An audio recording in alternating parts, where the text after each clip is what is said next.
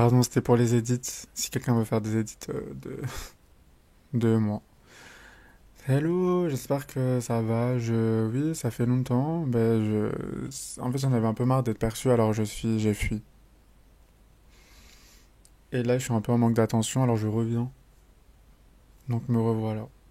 Avec un sujet qui m'a été suggéré par l'un de vous, l'une de vous.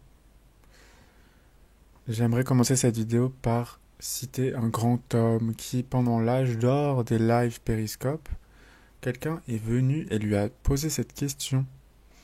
Tu fais quoi de tes journées? Et lui, il a eu cette réponse tellement juste et lui a répondu: je bois du thé, je ne fais rien. Je parle sur les gens, je ne fais rien. Et je trouve cette réponse tellement juste, logique et de toute beauté en fait. Parce que je pense que tout le monde devrait répondre ça. Je pense que tout le monde devrait dire ça. À cette espèce de souffrance que tout le monde s'impose de poser la question: tu fais quoi dans la vie, tu fais quoi tes journées, c'est quoi ton taf.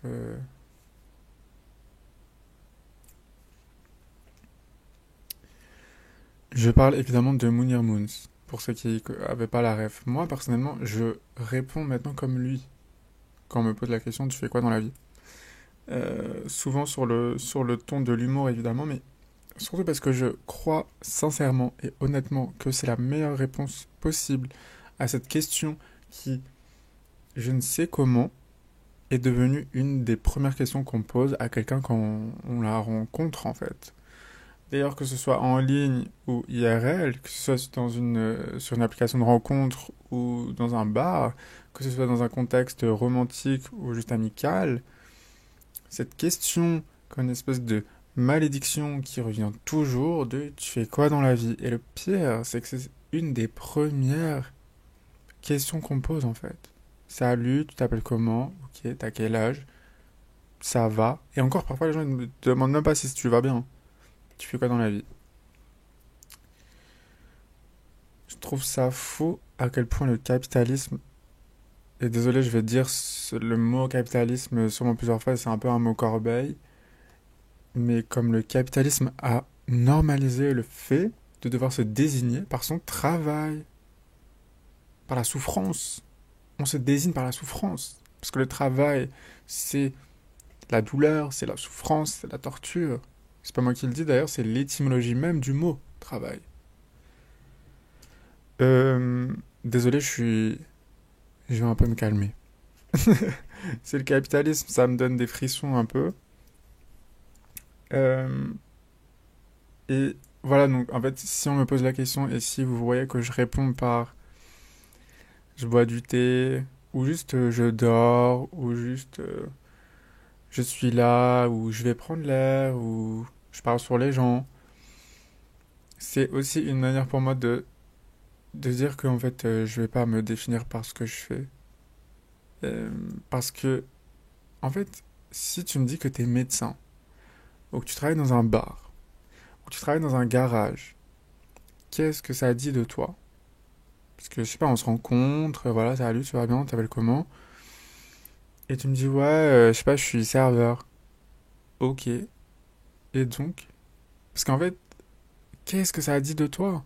Je préfère que tu me dises, je sais pas, je fais du basket le dimanche, ou alors, bah, je sais parler espagnol, ou alors, je sais tricoter, ou alors, je sais jouer de la guitare, ou alors, j'écoute du métal. En fait, ça va tellement dire plus de toi que juste de me donner ton métier. D'ailleurs, si on se rencontre, sache que une des questions que je poserai, enfin en tout cas ce sera pas dans les premières questions que je poserai de tu fais quoi dans la vie. Moi j'aime trop poser des questions,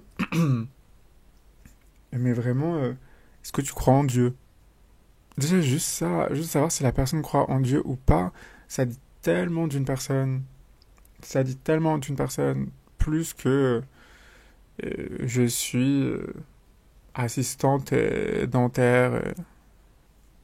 Bah très bien, c'est super d'être assistante dentaire, mais encore une fois, ça me dit rien de toi.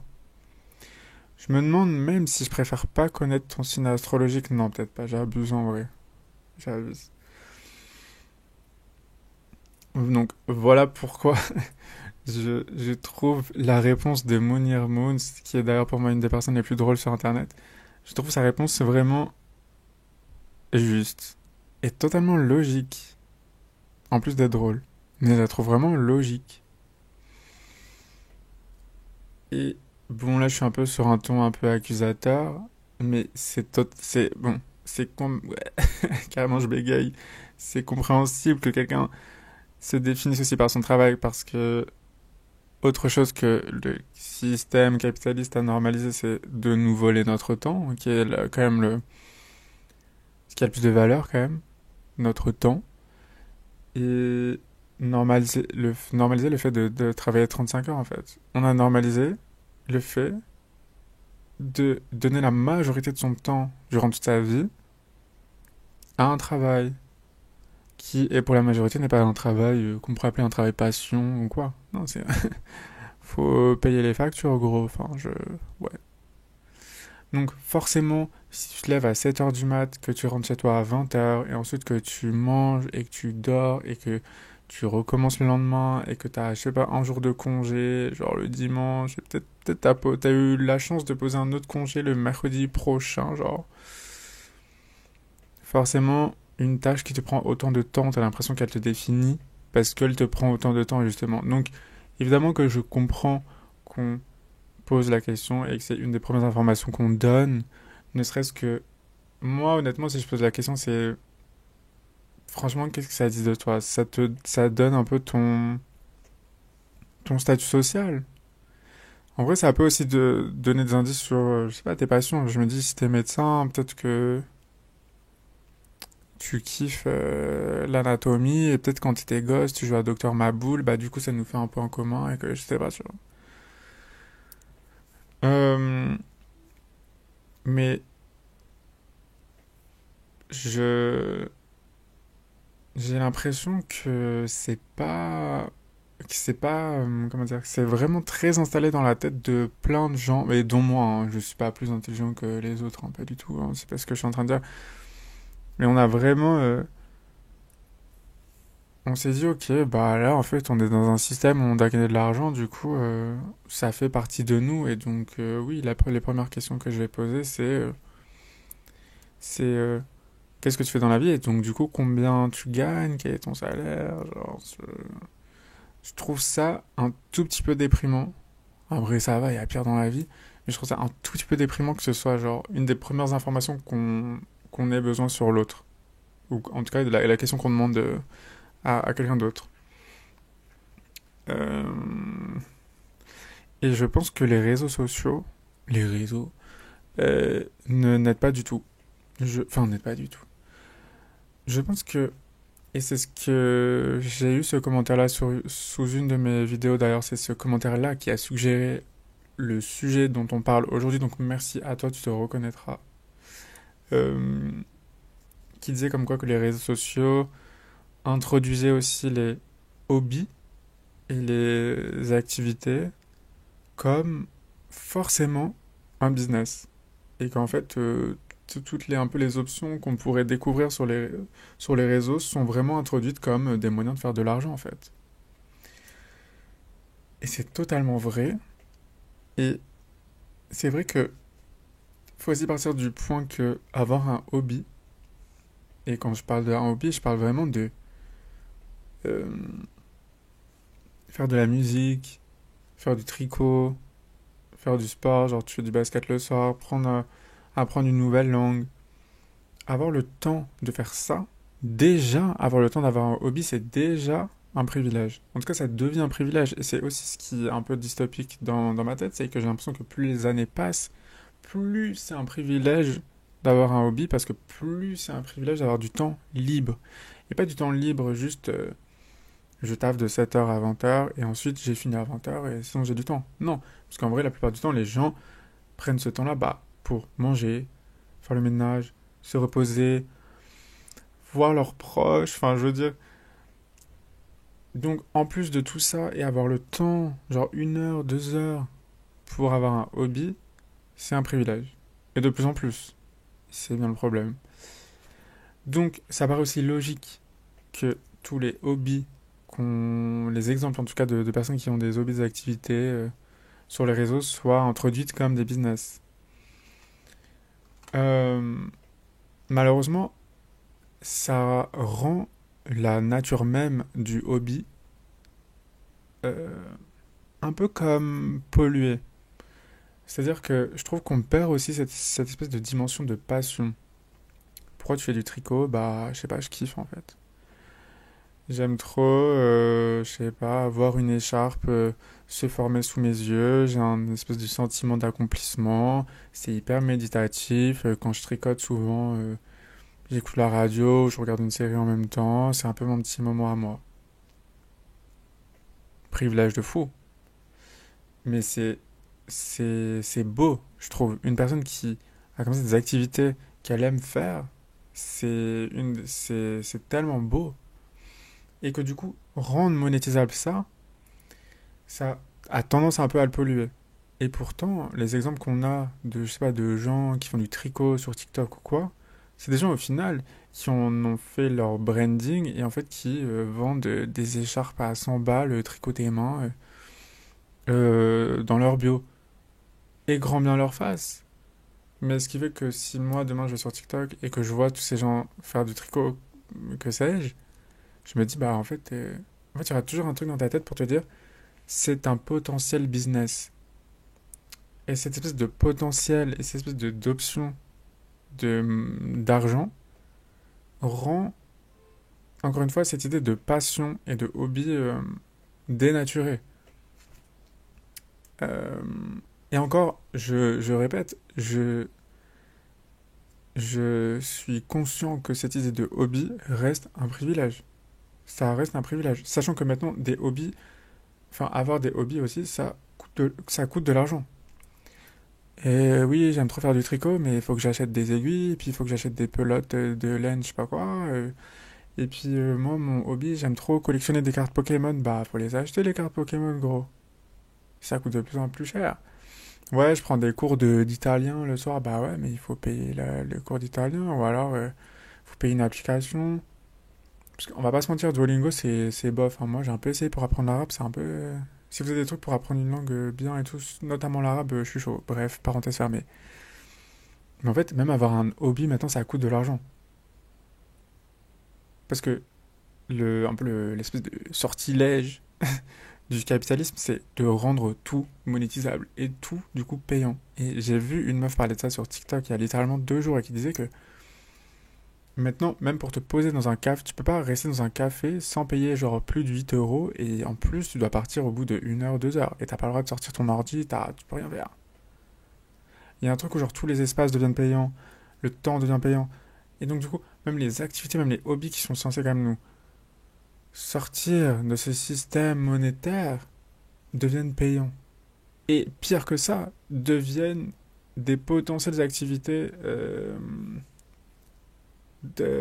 d'entreprise en fait, deviennent des potentiels business. Euh, et ça, les réseaux, je pense que ça nous aide pas trop euh, pour ça. Et je pense aussi autre chose, c'est que je crois que ça a beaucoup formaté, notamment pour les gens créatifs. Les gens créatifs, parce que les réseaux, c'est rempli de gens créatifs. Sans gens créatifs, il n'y a pas d'internet. Je pense aux artistes, je pense aux gens qui font de la musique, aux gens qui font de la peinture, aux gens qui... Bref, toute activité créative. Quand tu es artiste ou quand tu veux proposer quelque chose, je pense que la majorité des gens qui ont une activité artistique, quand même le but, c'est que ce soit pas consommé, mais que ce soit expérimenté. Que tu fais de la musique, tu as envie que des gens l'écoutent et l'expérimentent. Tu fais de la peinture, tu as envie que ce soit aperçu. En fait, tu as envie t'as envie de spectateur. Tu écris un livre, tu as envie qu'il soit lu. Donc, forcément, dans ce besoin un peu de connecter avec les gens, quelle est la meilleure solution la meilleure option, en fait, c'est Internet. Et c'est pour ça que c'est trop bien Internet. C'est que du coup, ça donne un peu une espèce de plateforme, de musée à toit ouvert pour exposer littéralement son travail. Le problème, c'est que comme le musée a ses règles, de genre, faut que les murs soient blancs, il y a 4 murs, c'est 2 mètres de haut. Internet, c'est pareil. C'est-à-dire que tu veux partager ton art sur Insta, TikTok, Twitter, je sais pas. euh, qui sont quand même des applications où il y a plus de gens en vrai, il y a plus de trafic. Donc tu as plus de chances que ton taf soit vu. C'est qu'il y a des règles en fait. Insta, c'est genre trois formats. C'est genre format carré, format vertical, format horizontal. TikTok, t'es en mode ok, c'est format iPhone, c'est vidéo. Et puis surtout, il y a un truc où on te pousse un peu. Et donc ton art est un peu pareil, un peu pollué. En fait, vraiment, c'est ce truc de capitalisme qui c'est comme un poison et qui pollue les passions et la créativité. C'est-à-dire que TikTok va te dire, bah ouais, mais tu fais de la vidéo, tu rêves de taffer dans le cinéma, tu fais des courts-métrages, bah vas-y, nous, on te propose de poster ça sur notre plateforme, tu vas rencontrer une communauté, les gens ils vont vous voir, ils vont expérimenter ce que tu proposes, ça va être génial. Sauf qu'en fait, TikTok va aussi te dire, bah j'avoue que si tu mets cette musique, c'est peut-être ça va pas, peut-être nous notre algorithme elle va pas trop, elle va pas trop pousser ton taf, donc il y a moyen que ce soit pas trop vu. Par contre, si tu utilises ce son et que dans les 5 premières secondes tu mets un truc un peu choc, peut-être que j'avoue nous on peut faire en sorte de pousser un peu ton taf, pour que tu sois un peu plus vu, genre. Voilà. Ah oui, et aussi si tu parles de ça ou de tel sujet, j'avoue, c'est pas de la censure, hein, mais juste, on sait pas trop si on va pouvoir vraiment mettre en avant. Par contre, si tu parles de ça, là, il y a moyen, on s'arrange, on va mettre en avant. Donc, toutes ces règles-là font que ça nous pousse aussi, en tant que personne créative, à modifier un peu la trajectoire de, de ton art, en fait, pour que ça fitte vraiment dans ces plateformes qui sont là de base pour diffuser aussi, genre, ce que tu veux exprimer. Et Instagram, c'est pareil, si t'es photographe, t'es en mode, bah, en fait, ça veut dire que moi, je fais la photo, mais il faut que ça rentre dans le format Insta, donc carré. En même temps, je sais que si c'est horizontal, bah, quand tu scrolles, en fait, ça se voit moins, donc j'ai moins de chance. Et puis en même temps, Insta, là, me pousse un peu à, genre, faire plutôt de la vidéo parce qu'il pousse à fond les réels en ce moment. Voilà, pareil, toutes ces règles qui font en sorte que, euh, de dénaturer, en fait, l'authenticité et la pureté de ton expression artistique, entre guillemets. Et ça, c'est des questions qui ont déjà eu lieu au début d'Instagram, et je pense que même des plateformes comme Tumblr aussi, on pourrait avoir la même discussion. En attendant, je pense que Tumblr, c'était un peu plus libre, un peu plus libérateur, et surtout moins centré autour de ce truc algorithmique. Il y avait une algorithme Tumblr, mais qui était moins vicieuse. Qui était moins vicieuse. Je pense que la plus vicieuse, ça doit être soit TikTok, soit Twitter. L'algorithme Twitter, elle est vraiment vicieuse. L'algorithme TikTok, elle est vraiment vicieuse aussi. Mais c'est vrai que l'algorithme Tumblr, elle était beaucoup plus sincère. Puis si on peut dire qu'un algorithme est sincère. J'ai l'impression que vraiment l'algorithme Tumblr était plus honnête.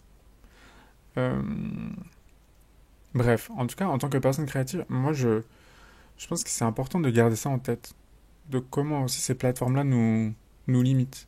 Et qu'il faut essayer de soit déjouer ces limites, soit jouer avec, soit refuser de se formater, parce qu'en fait ça nous formate tous forcément. Refuser aussi de dire bah voilà, je vais pas être poussé à fond dans l'algorithme, mais au moins mon taf il va pas être dénaturé.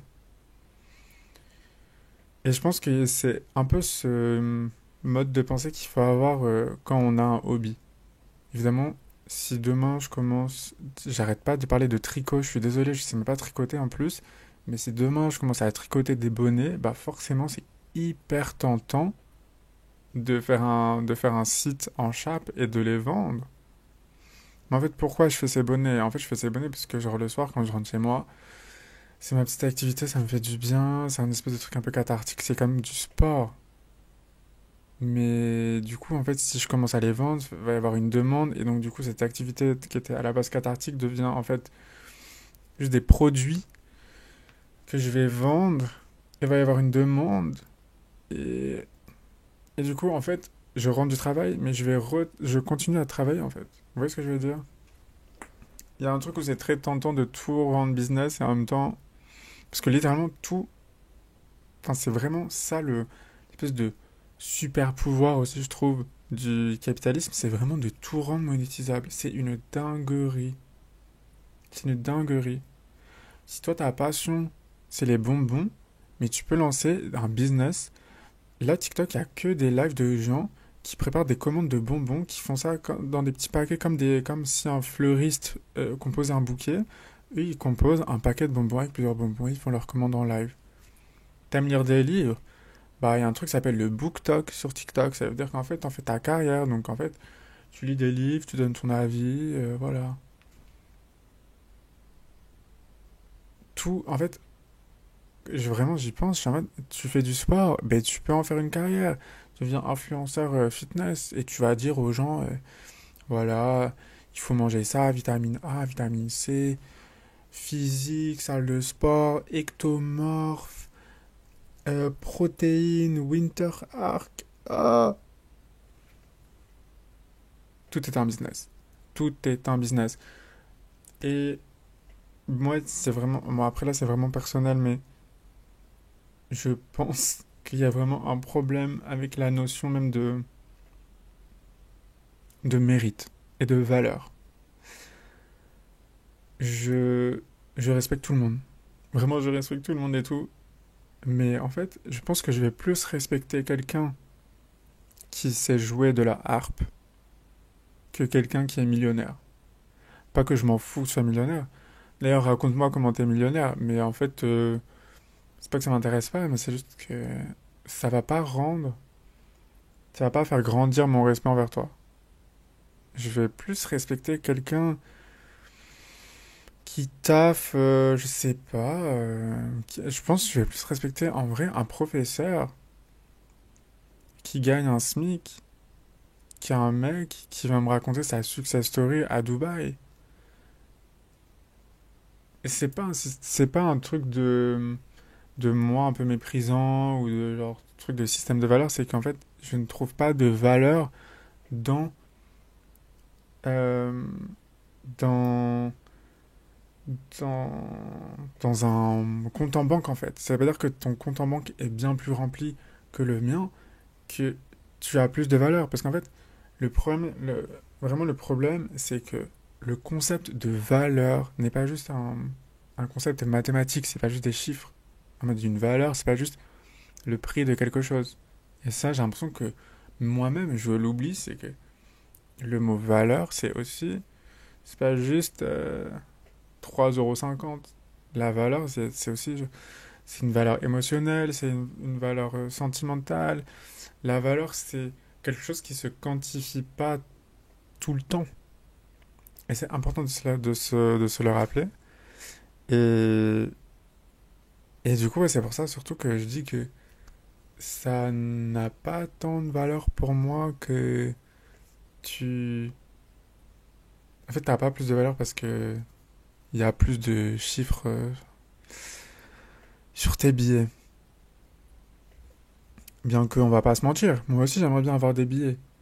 Mais j'aimerais bien avoir mes billets parce que ça va rendre ma vie facile. Pas parce que j'ai envie d'être respecté. Je vais pas plus te respecter.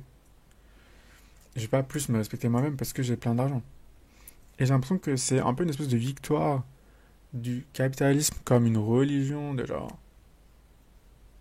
si t'as toi si t'as vraiment réussi, si t'es vraiment euh, en haut de la pyramide, en haut de la hiérarchie, c'est en fait c'est parce que t'as réussi ta vie, c'est parce qu'en fait t'as gagné de l'argent. Et en fait t'es riche. Carrément cette expression, elle est terrifiante. T'as réussi. Et qu'est-ce que ça veut dire? T'as réussi ta vie, genre. T'as réussi ta vie. Qu'est-ce que ça veut dire? Qu'est-ce que ça veut dire? T'as réussi ta vie. Même ça, c'est une expression qui s'est tellement diluée maintenant dans notre langage de genre. T'as réussi ta vie. Pardon, je me répète, je suis vraiment désolé. On va encore me dire que je suis sous crack et tout, mais réussir ta vie, je trouve que c'est vraiment l'expression la plus terrifiante qui existe. Et c'est d'autant plus terrifiant qu'en fait, le sens de cette expression, c'est en fait, c'est t'as gagné de l'argent ou pas? Non? Défaite, t'as pas réussi. T'as gagné de l'argent? T'es riche? T'as réussi ta vie. T'as réussi ta vie. C'est bon, j'arrête. Mais ouais, je trouve ça lunaire. Euh, bref, je pense que il faut essayer de se rappeler que la valeur, encore une fois, n'est pas seulement un chiffre, que la valeur est un concept qui se quantifie pas et qu'en fait, si t'as envie de faire du basket le samedi soir ou que t'as envie de, encore une fois, tricoter une écharpe le mercredi après-midi quand t'as un peu de temps, bah c'est une activité qui n'a pas moins de valeur parce qu'elle elle ne t'apporte pas d'argent. C'est pas un, c'est, faut qu'on sorte aussi de ce système d'évaluation des, de notre temps en fait. Là, je suis en train de faire un truc où ça va pas me rapporter de l'argent pour le moment. Non mais en réalité, c'est que même ça de faire des vidéos, en vrai, de vrai, je le fais bon bah pour les gens qui me regardent et ça me fait plaisir, mais je le fais aussi et surtout, je crois, d'une manière un peu égoïste pour moi parce que ça me fait du bien d'un peu genre de comme prendre un fil et genre tirer de mon cerveau et de bavarder en fait. C'est littéralement du bavardage et ça me fait du bien. Il y a des gens qui vont courir 30 minutes, et ben, moi je vais juste je vais avoir la boca pendant 30 minutes. Est-ce que le jour où ce sera peut-être une carrière et je gagnerai genre, 1000 euros par vidéo, mon petit doigt me dit que je pense que je serai plus du tout passionné et que sûrement je regarderai cette époque-là avec un peu de nostalgie en me disant j'aurais là en fait juste j'ouvrais mon ordi et juste je cliquais sur enregistrer et c'était trop bien. C'est pour ça que je dis que je trouve que c'est vraiment important de pas dévaluer une activité qui n'apporte pas d'argent. Parce qu'au final, si elle n'apporte pas d'argent, elle apporte une autre monnaie. Et cette monnaie, peut-être que c'est le plaisir, peut-être que c'est un moyen de respirer, c'est plein, ça peut être plein de choses en fait, que juste encore une fois de l'argent. Vraiment en fait, je me demande, vraiment parfois je me demande et je me dis mais comment on va sortir de là? Est-ce que quelqu'un En fait, déjà, j'ai l'impression que tout le monde attend que quelqu'un fasse un truc. Genre, on se regarde un peu tous comme ça en mode quelqu'un va faire un move ou pas? Est-ce que quelqu'un va trouver un système ou un outil assez puissant pour convaincre tout le monde d'arrêter de consommer ou de produire des choses? Ou en tout cas de ralentir vraiment une bonne fois pour toutes le système capitaliste? J'espère.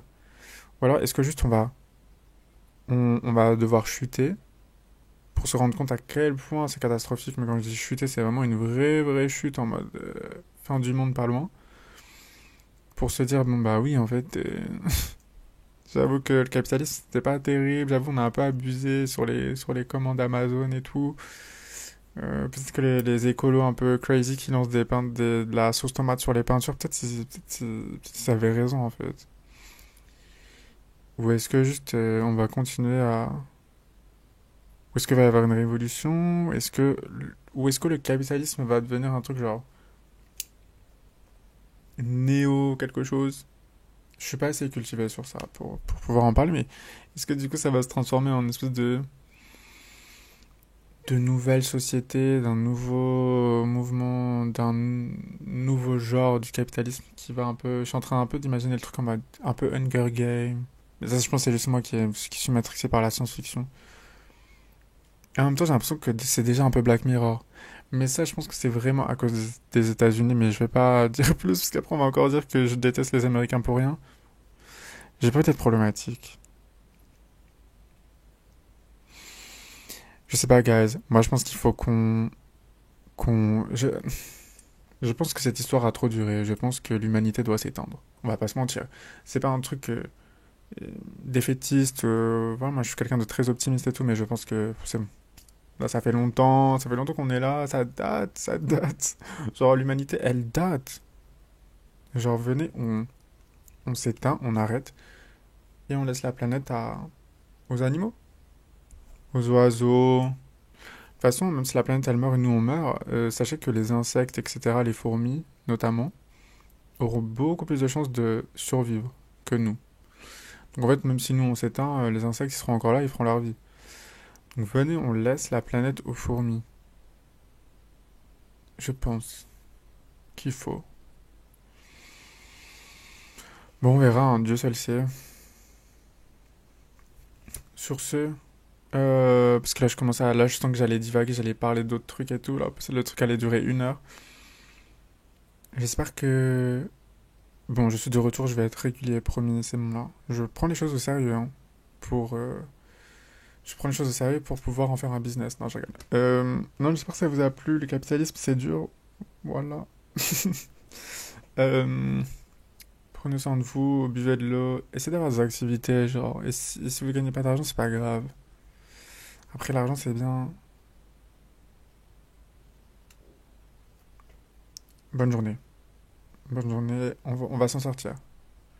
Nous allons nous en sortir, je peux pas le promettre, mais je le sens. Mon intuition me dit que on va s'en sortir. Déjà, si vous regardez mes vidéos, c'est que vous êtes sur le bon chemin. Bref. Bisous, prenez soin de vous, et on se dit à la prochaine. Bisous, bye. Buvez de l'eau, buvez de l'eau.